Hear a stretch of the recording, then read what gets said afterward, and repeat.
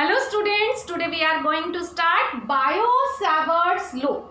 It is not the Biot-Savart's law, it is Biot-Savart's law. T is silent in it, and this law is tell about the magnetic field strength due to the current element. Okay, current element की वजह से जो भी magnetic field strength होती है eight any point that can be find out by this law. ठीक है, current element बोला गया है, not a current carrying conductor बोला गया है, दोनों में ही बहुत डिफरेंस है. ठीक है, इसके लिए हम लोग समझते हैं suppose this is a current carrying conductor in which the current I flow and it has the length L. Then now we consider a small part of this wire of this conductor. Suppose this is the AB, okay, and it has the length is DL. Then we can find out the magnetic field strength due to this element at any point. Suppose that point is P and it is R position vector away from this element. Okay, so now we find out the value of the magnetic field strength at point P. Okay, अब यहाँ पर हमने word use किया था current element. ठीक है, इस element में से करंट फ्लो आपका आई ही करेगा and then I into d l makes the current element. I आपका स्केलर क्वांटिटी है बट आई डी एल जो है आपका वेक्टर क्वांटिटी है. आई डी एल को क्या बोला जाता है? करंट एलिमेंट बोला जाता है. आई स्केलर क्वांटिटी होती है बट आई डी एल जो है आपकी वो वेक्टर क्वांटिटी होती है. ठीक है, now according to Biot Savart's law we can find out the magnetic field strength at any point due to this current element. तो इसका मतलब इस करंट एलिमेंट की वजह से we can find out the magnetic field strength at point P. ठीक है, ये पॉइंट पी आपका कहीं पर भी हो सकता है एंड अकॉर्डिंग टू दिस ये आपका जो दिया था लो वो बायो-सावर्ट्स ने दिया था और उसने क्या ऑब्जर्व किया कि जो dB है that is directly proportional to, यहां पर मैग्नीट्यूड ले लेते हैं पहले इसका. dB जो है directly proportional to I dl and dB is directly proportional to sine theta. अब ये थीटा क्या है? Theta is the angle made by this current element with respect to this position vector. ठीक है, और जैसे जैसे ये एंगल थीटा आपका इंक्रीज होता है it mean sine theta increase, then जो dB की वैल्यू है वो भी क्या होती है आपकी? इंक्रीज होती है. And dB is inversely proportional to R square. ठीक है, means it is inversely proportional to the square of the distance of that particular point where we find out the value of magnetic field strength from the current element. ये जितना ज्यादा इससे दूर होता जाएगा magnetic field strength उतनी ही कम होती जाएगी. ठीक है, अब इन सब को क्या कर दो आप कंबाइन कर दो, then we can write dB directly proportional to I dl sin theta divide by R square. Directly proportionality को अगर हम इक्वल में लेके आना चाहते हैं then we should use the constant and here we use the K. K is the constant of proportionality. Here we can write K क्या है आपका? Constant proportionality.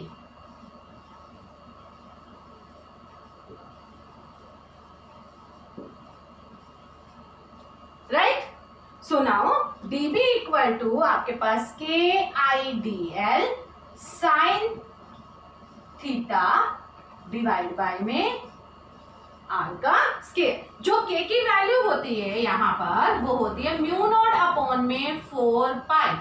Mu naught upon 4 पाई. ठीक है, जैसे आपने इलेक्ट्रिक फील्ड वाले चैप्टर में किया था या इलेक्ट्रोस्टैटिक फोर्स के लिए K जो यूज किया था कांस्टेंट, इलेक्ट्रिक कांस्टेंट. ठीक है, वहां पर K की वैल्यू क्या आती थी? 1 अपॉन में 4 पाई एप्सिलॉन नॉट आती थी.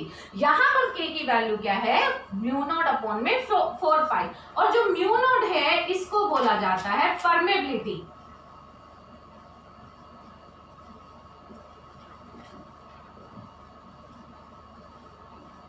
परमेबिलिटी ठीक है, इन फ्री स्पेस।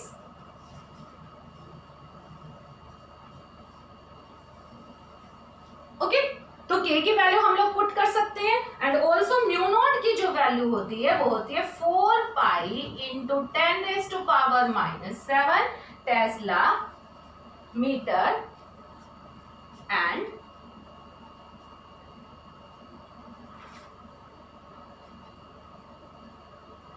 दिस। ठीक है, now we can put here the value k equal to mu naught upon 4 pi I dl sin theta divide by r का square. you can note it। ठीक है,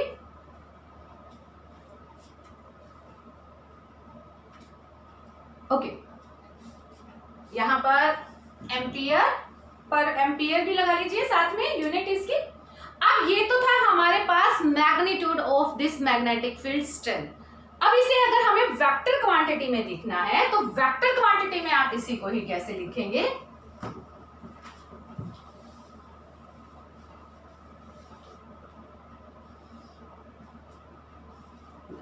dB mu naught upon में 4 pi means K, then I dl cross r divide by में r के cube. ठीक है, so this is the vector form of this magnetic field strength. कैसे निकाली जाती है ये देखो, यहां पर हम लोग क्या कर सकते हैं, r यूनिट वेक्टर से मल्टीप्लाई कर सकते हैं। यहां पर हमारे पास था dB equal to mu naught के लिख लेती हूं मैं I dl sine theta r unit vector का मैग्नीट्यूड क्या होता है, 1 होता है। ठीक है, तो यहां पर मैंने r यूनिट वेक्टर डाल दिया एंड देन डिवाइड बाय में r का स्क्वायर।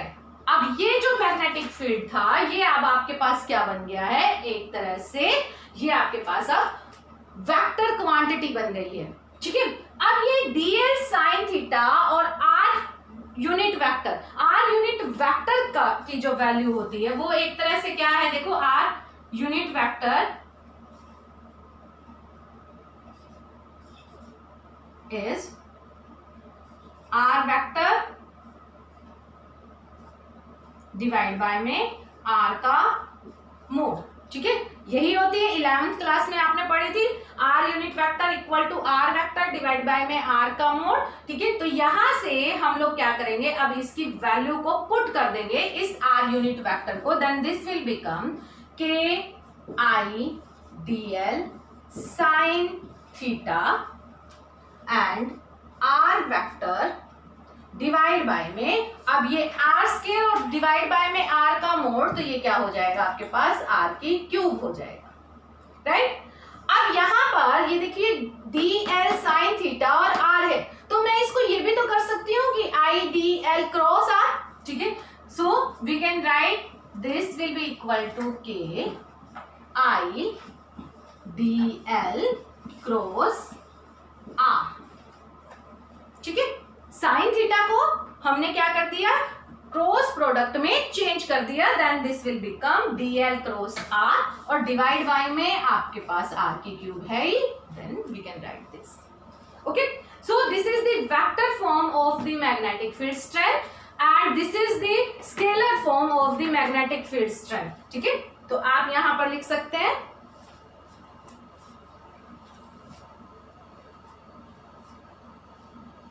ये जो है आपके पास dB वेक्टर फॉर्म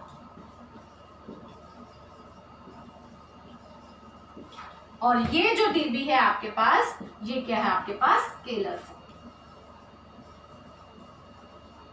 अब हम डायरेक्शन भी फाइंड आउट कर सकते हैं। ये तो आपके पास क्या आ गई, उसकी वैल्यू आ गई, क्योंकि अब वेक्टर क्वांटिटी है तो मैग्नीट्यूड के साथ साथ हमारे पास डायरेक्शन भी होगी।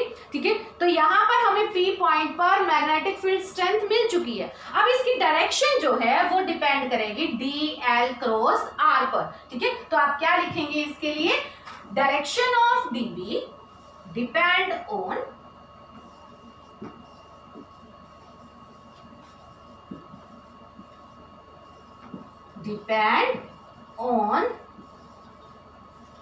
d DL cross R। अब DL क्रॉस R आप कैसे निकालेंगे? बाय द स्क्रू रूल भी निकाल सकते हैं, bye the right hand rule भी निकाल सकते हैं, ठीक है। अब सपोज करो हम लोग स्क्रू लेके चल रहे हैं, ठीक है, DL क्रॉस R, देखो DL क्रॉस R, तो इसका मतलब हम कहां से कहां आ रहे हैं? DL से R की तरफ आ रहे हैं। तो कैसी डायरेक्शन हो गई आपके पास? ये डायरेक्शन हो गई आपके पास क्लॉकवाइज डायरेक्शन। अब स्क्रू रूल क्या था कि अगर आपके पास किन्हीं भी दो वेक्टर्स की क्रॉस प्रोडक्ट है, ठीक है, देन जो उनका रिजल्टेंट होगा, then we can give the resultant of their product by the another third vector quantity and that third quantity is given by the screw rule. कैसे? अब देखो ये अगर आपका क्लॉकवाइज डायरेक्शन घूमता है तो ये कहाँ गई? आपकी इनवर्ड, ठीक है, और अगर ये आपका एंटी क्लॉकवाइज है तो ये आपका किस तरफ आता है? अपवर्ड में आता है। तो यहां पर जो आपके पास DL क्रॉस में R है, ये आपकी डायरेक्शन क्या जा रही है? क्लॉकवाइज डायरेक्शन जा रही है। तो क्लॉकवाइज अगर डायरेक्शन जा रही है तो इसका मतलब जो DL क्रॉस R आपको दिया जाएगा by the another third quantity, then that will be inward. और ये क्या है आपका? DL क्रॉस R, आपके पास क्या मिल रहा है? आपको DB मिल रहा है। तो इसका मतलब DB की जो आपके पास डायरेक्शन होगी वो किधर होगी? इनवर्ड होगी। तो यहां पर आप क्या लिखेंगे? Inward for this specific case, ठीक है, तो इनवर्ड। कोई और दूसरे एग्जांपल ले लेते हैं, ये तो इसी स्पेसिफिक केस के लिए हमारे पास I. Now we take the another example to find out the direction of DB। Suppose we have the current carrying conductor this and current flow in this direction, and now we find out the value of the magnetic field strength at this point, ठीक है। तो ये आपके पास क्या हो गया? एक तरह से R हो गया, और ये आपके पास आई, तो यहां पर आपके पास क्या आया? DL होगा, ठीक है। ये एंगल आपके पास क्या आया? थीटा आया, ठीक है। अब DL क्रॉस R, इस केस में आपके पास DL क्रॉस R, ये आपके पास क्या है? Anti clockwise.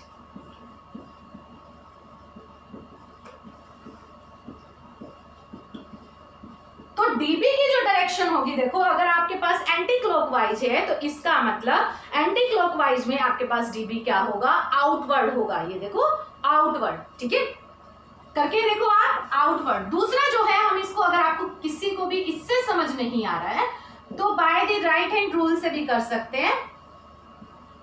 कैसे?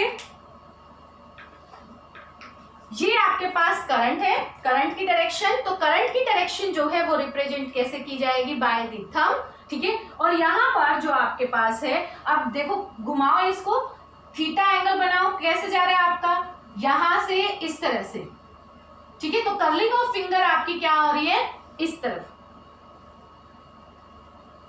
ये, ठीक है। मीन्स कर्लिंग ऑफ फिंगर जो है आपके पास वो क्या आ रही है? क्या आ रही है आपके पास? एंटी क्लॉकवाइज आ रही है। और एंटी क्लॉकवाइज में जब भी आपके पास नेट रिजल्टेंट मिलेगा तो वो कैसे मिलेगा? आउटवर्ड मिलेगा, या आप कह सकते हैं अपवर्ड मिलेगा, ठीक है। यहां पर आप इसको इस तरह भी समझ सकते हो, ये I है, ये आपके पास P है, तो जो B की वैल्यू होगी वो आपके पास कैसे मिलेगी? B की वैल्यू इस तरह से मिलेगी। और जो ये B होगा हमेशा, देखो B डिपेंड कर रहा है, DB जो डिपेंड कर रहा है आपके पास, DB जो है depend on DL cross R। तो ये जो DB होता है आपका, वो आपका परपेंडिकुलर होगा DL के भी, और ये परपेंडिकुलर होगा R के भी, ठीक है। तो इसीलिए अगर ये आपका I है, ये आपके पास अगर पोजीशन वेक्टर है, तो आपके पास B क्या होगा? ये आउटवर्ड, ये B होगा आपके पास, राइट। अब हम कोई दूसरा केस लेके चलते हैं और उसमें DB की वैल्यू निकालते हैं। सपोज करो हमारे पास यही हमने करंट की डायरेक्शन ली I, ठीक है, I, और Q पॉइंट अब हमारे पास ये है, ठीक है। यहां पर आपके पास क्या है? करंट एलिमेंट है DL, ठीक है। ये Q पॉइंट आपके पास, यहाँ पर अब हमें डीबी निकालने हैं, तो डीबी की अब आप स्क्रू रूल लगाओ। डीबी, ठीक है, ये आपके पास एंगल थीटा, ठीक है, कैसे आए आप, क्लॉकवाइज घूम के आए, ठीक है, क्लॉकवाइज के लिए देखो आपका कैसे जा रहा है, इनवर्ड, सो डीबी क्या होगा आपका, इनवर्ड, ठीक है। तो इस तरह से बाय द स्क्रू रूल या by the right hand rule we can find out the direction of DB that depend on d l cross r. Okay, so आज के लिए इस वीडियो में इतना ही। If you like it then subscribe my channel. Thank you.